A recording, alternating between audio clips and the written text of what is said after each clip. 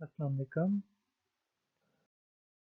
This is lecture 9 of Information and Communication Technologies, and in this lecture I'm going to elaborate about database management system. So here are the lecture contents. In this lecture we will discuss about the characteristics of data and database structures. So traditionally data has been managed in file management systems. But with the evolution of computer systems were able to manage the data in a more compact and useful format, which helped us to access the data in a more uniform format. So this representation of data is somewhat called relational database structure, and the database access is usually provided by database management systems, and this is usually achieved in the means of some language such as a structured query language used for accessing and manipulating the database objects. So before moving forward, let's go through some basic definitions about databases and information systems. So a database is a collection of data organized in a manner that allows access, retrieval, and use of that data. So in simpler terms, a database is a place or a storage where data is stored for accessing, retrieval, and its subsequent usage. So what is a data? Data is usually a collection of unprocessed items. It can have different shapes such as text, numbers, images, audio, and video data. So when you process this data into some useful format, that data is called information. So it is the processed data which may be in the form of some documents or an sequenced audio or video file or some characteristic specification in images format.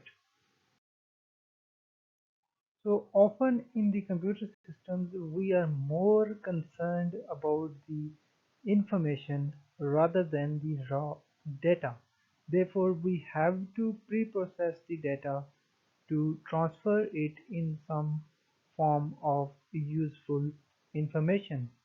So for any useful information, we should have some characteristics or measurements to calibrate the quality of that information.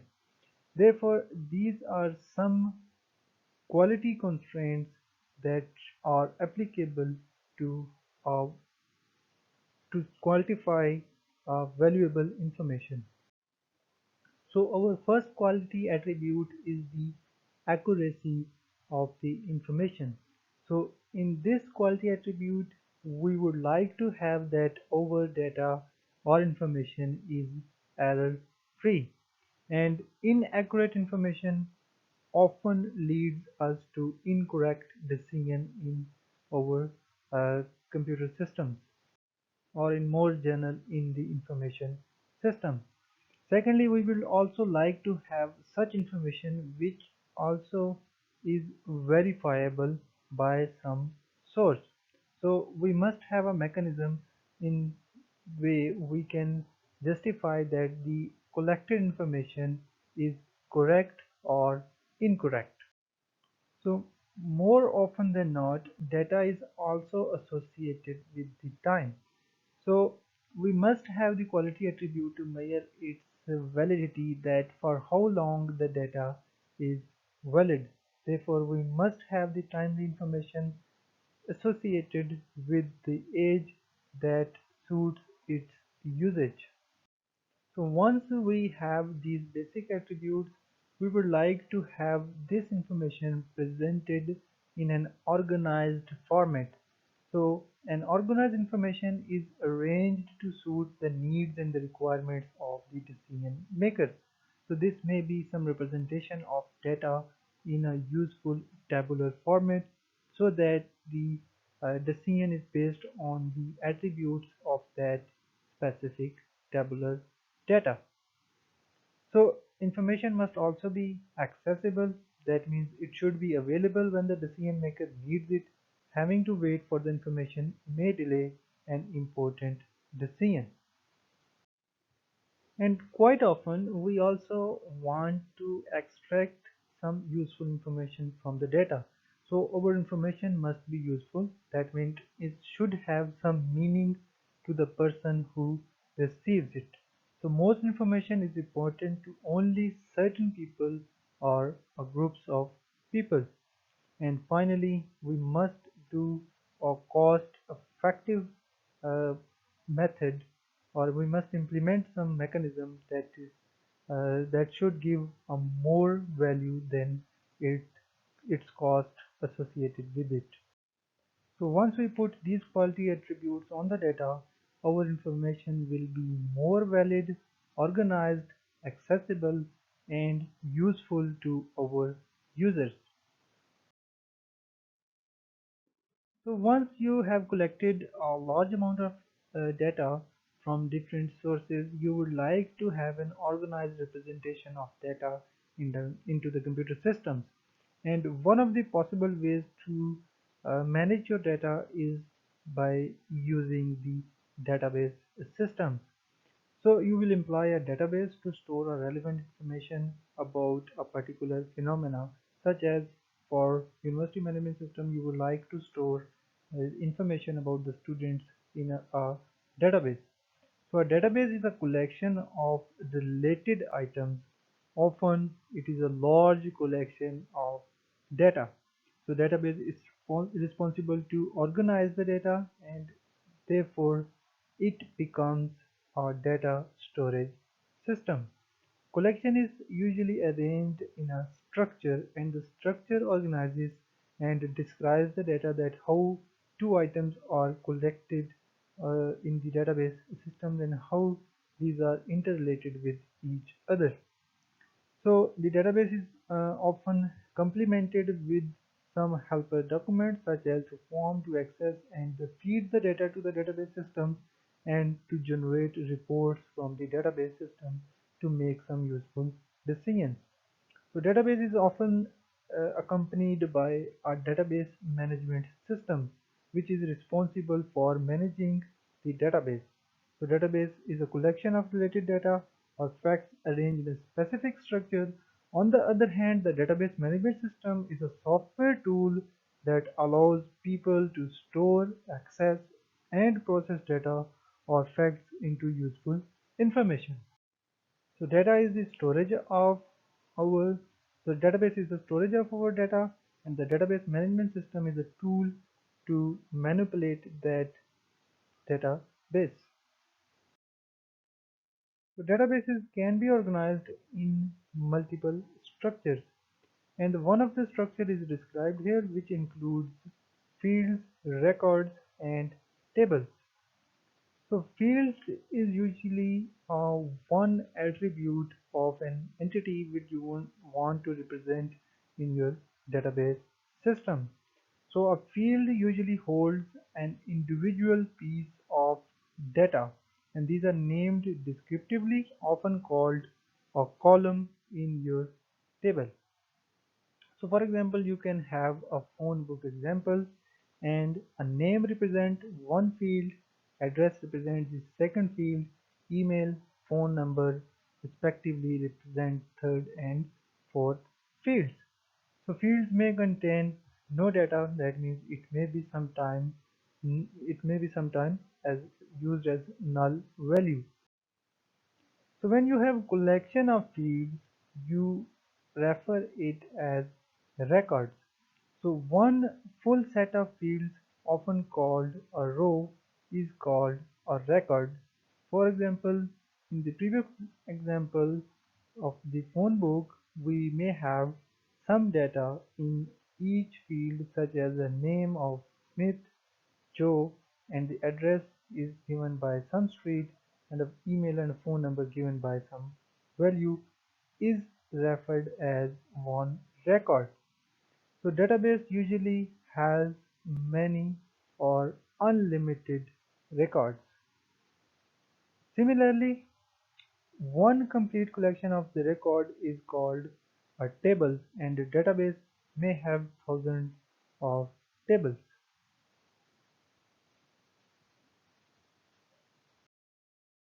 So this figure illustrates a database structure and the concepts described in the previous slide. So as I have mentioned earlier, the database consists of number of tables, and each table contains number of records and fields. So fields are usually referred as the columns. As you can see, we have column of first name, last name, company, address, city, etc. And each value in the each field represent some representation of that field. So one row in the database table represents one record, so which is the uh, representation of one instance of any database entity. So this structure shows representation of data in a hierarchical format in which a record is a group of related fields. And most often in a table, you have a primary field which is a key that uniquely identifies each record. So let's say in the table provided here, we will have each row marked with a key named as primary key, which can be any of the field or a newly generated number to represent each of the record. So in this table we will have four different unique key values. So as you can see, there are different types of fields, and each field may contain a different type of data. And the common data types include text, as it is represented in the most of the fields, such as in the address, city, state, postal code, etc.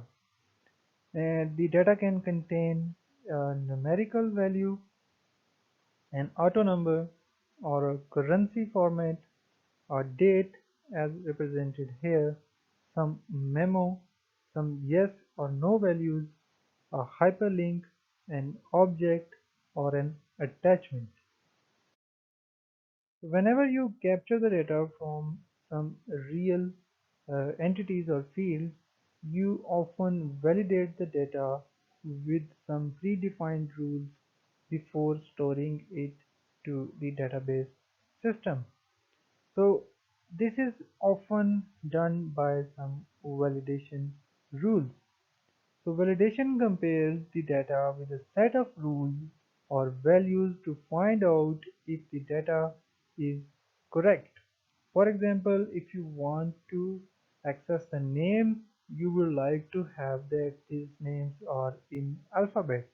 And if you want to access the data in the format of mobile phone numbers, you will like to have the data in the format of numbers only.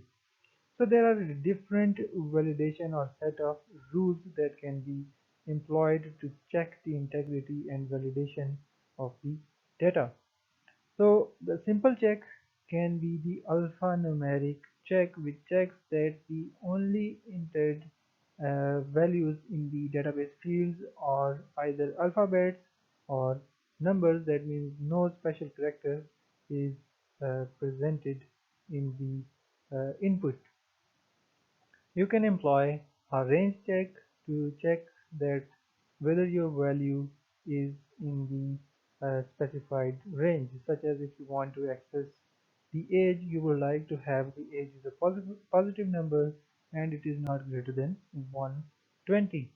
So you would like to have other checks such as consistency check, completeness check, and check some digits or employ some other custom checks. So validation reduces the data entry errors and enhances the data integrity before program writes data onto the disk. So as you can see, our first validity check is alphabetic check, which is applied on some text field, and here is the valid representation and an invalid representation. Similarly, numeric is the opposite of alphabets, in which only numeric data is allowed and any alphabet will be considered invalid. Similarly, if you want to check the range, you can set a range from 1 to 100, and any value outside that range will be invalid. Similarly, a consistency check, you can check that date is joined with the birth date. So that means the joint date must be greater than the birth date. You can check a completeness check, that whether or not that user has filled the value. Similarly, to enhance the security of the database system, you can employ certain methods so that any unauthorized users are unable to access and perform unwanted operations. So you can achieve this by employing access privileges, which define activities that specific users or group of users can perform, only read-only privileges, full update privileges, and some principle of least privileges policy.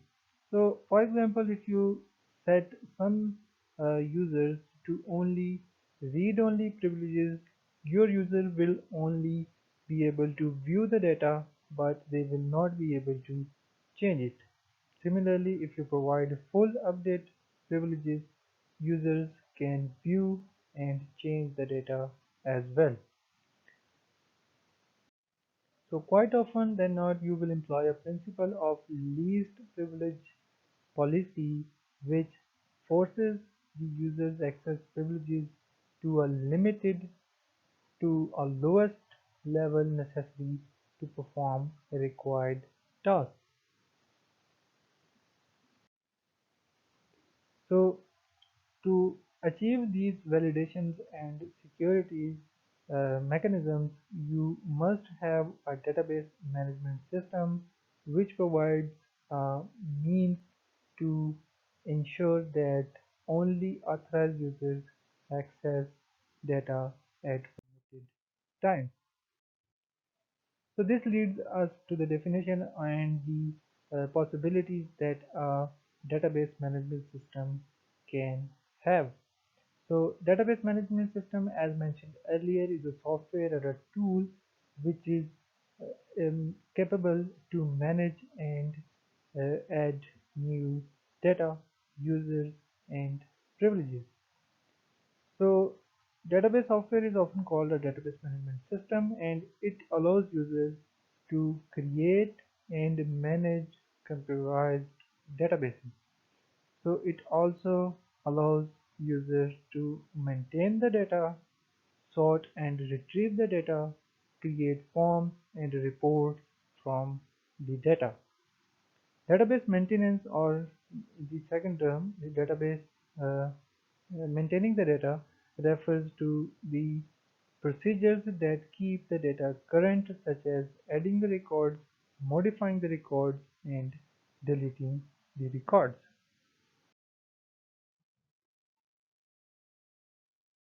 So here is a list of popular database management systems which are quite widely used in different computer applications.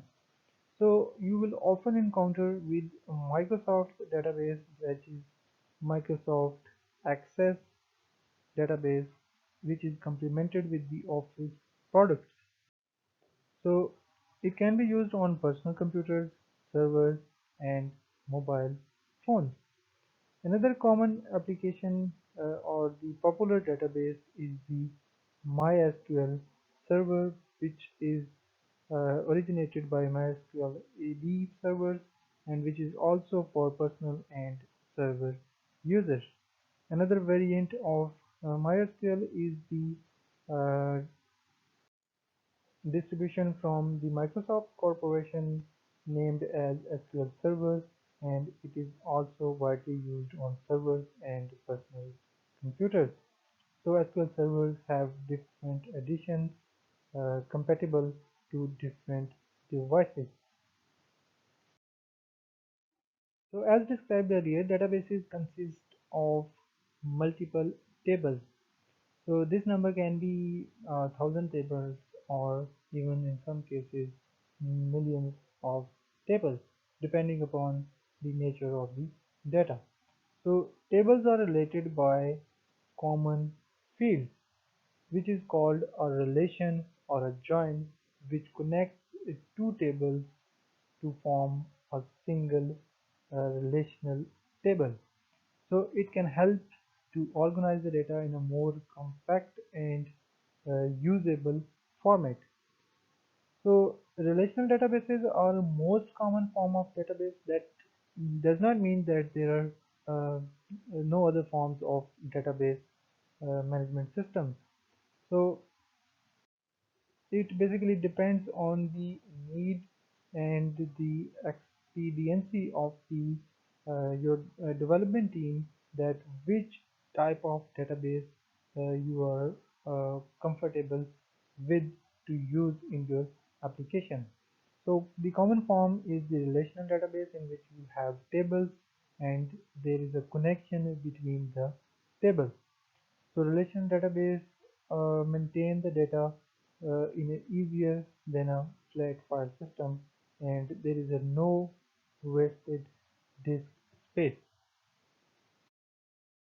So this slide shows a comparison between two models which are popular for database management system: a relational data model and an object-oriented data model. So a data model consists of rules and standards that define how database is organized.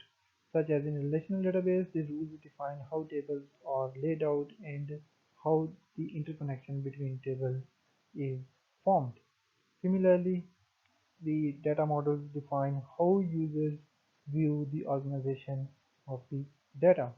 So in a relational database, we have popular databases which we discussed in the previous few slides are Access, SQL Server, and MySQL. So in the object-oriented database systems, we have some other vendors which are not quite common in most of the applications, but these are catered for the development needs of object-oriented programming. Other common type of the relational databases is the mixture of the relational and object-oriented database, termed as object relational databases. So these are quite commonly used in many mobile application and distributed servers, such as Oracle is one of the common examples, and PostgreSQL. So some applications require multi-dimensional data, and Oracle Express is one of the common examples. So whenever you have placed data in some database structure, you would like to have some form of mechanism to access the data, to manage the data, and to update the data. So these operations are often achieved by some form of a query language. So a query language consists of a simple English-like statements that allow users to specify the data to display, print, or store. So each query language has its own grammar and vocabulary, and the query language is a list of query language provides you with a language in which you can modify the list of fields. So common usage of a query language are to find the data, to calculate values in a record, and to delete the records. And the query language is most important component of the database management skill set. So typically, all the database management systems use a query language to access and modify data. And most database management systems also allow you to modify the language itself to get the needs of your application. And most oftenly, the structured query language or SQL is a language that is used to access, manipulate, and update the relational database management systems. So here is a representation of a structured query language which allows you to manipulate the database management system. So it is a query language that allows users to manage, update, and retrieve data. So as described in the previous slide, it is a set of English-like statements and which have some grammar and a vocabulary. So if you elaborate this statement, it says select some values such as class title, class code, maximum enrollment minus current enrollment as seat remaining from some database table. So in this case, we have from schedule of classes, class catalog, and we provide a where statement to check the condition which says that schedule of classes is equal to class catalog class code is equal to class catalog class code in which you have joined two tables, and then you specify the order in which the classes are displayed or ordered by the class title. So let's say you have merged the two tables and specifying the queries from the two tables, you have uh, derived this result, which is a three-column database set, and it represents the class title, class code, maximum enrollment minus current enrollment provided here.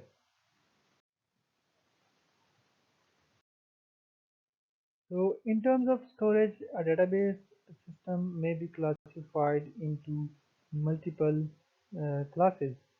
So for example, if you store a data in a centralized server, it is termed as a centralized database system. And database is located on a single computer such as server or a mainframe computer. On the other hand, if you store the data onto the multiple computers, it is often referred as distributed database system. So in the distributed systems, the data is physically divided among several computers connected by a network, but the database logically looks like a single database. Similarly, you store some databases on the disk, and these databases are termed as disk-based databases. On the other hand, some are in-memory databases in which the data is stored in the main memory, and this results in faster processing, and it is used when the performance is critical requirement. But it is necessary to have good backup procedures to ensure the integrity of your data. When you have a large amount of data, you often store data in some data storage locations which are referred as data warehouses.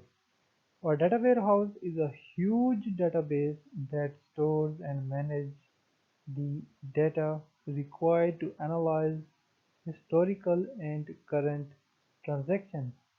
So it uses multi-dimensional databases or database management systems.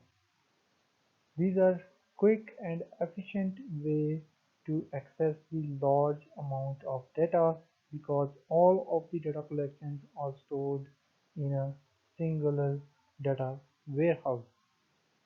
So data warehouse similar to the database typically has a user-friendly interface so that the users easily can interact with the database. So often the database is distributed across multiple locations.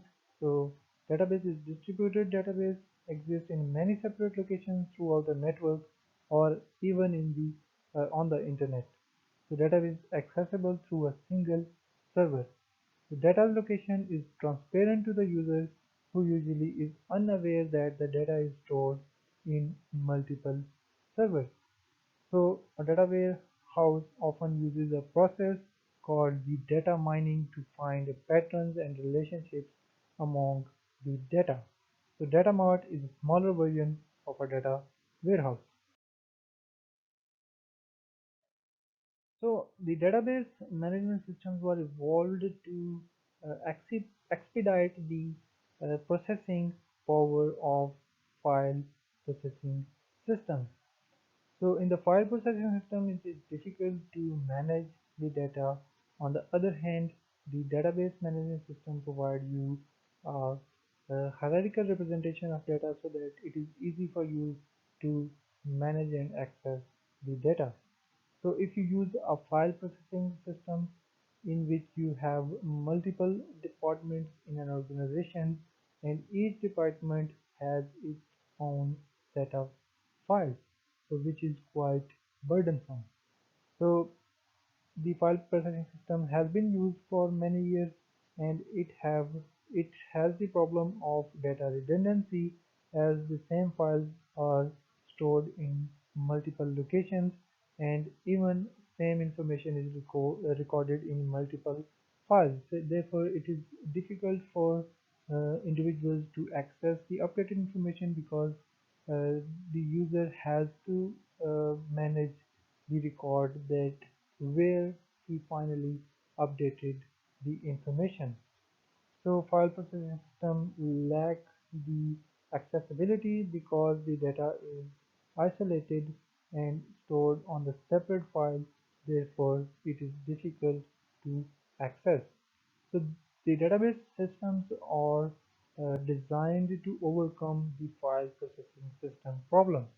So in the database approach, you will have programs and users which will share the data between the departments. So therefore, you do not have to worry about the separate locations to store the data. So it will reduce the data redundancy because you will have to store only updated format of the information. So it will improve the data integrity as well because you will not have the conflicts between two different locations. So database also uh, allow you with the functionality to share the data between multiple users. So therefore, if you want to share the data from one department to the other department, you do not have to send the files. You simply have to share the data between both the departments, and see both departments will be able to view the updated information. So this also means it will be easier to access the data because you do not have to worry about the transferring of the information from one location to other. So it also reduces the development time because the data is shared between the users and it is accessible on a single location.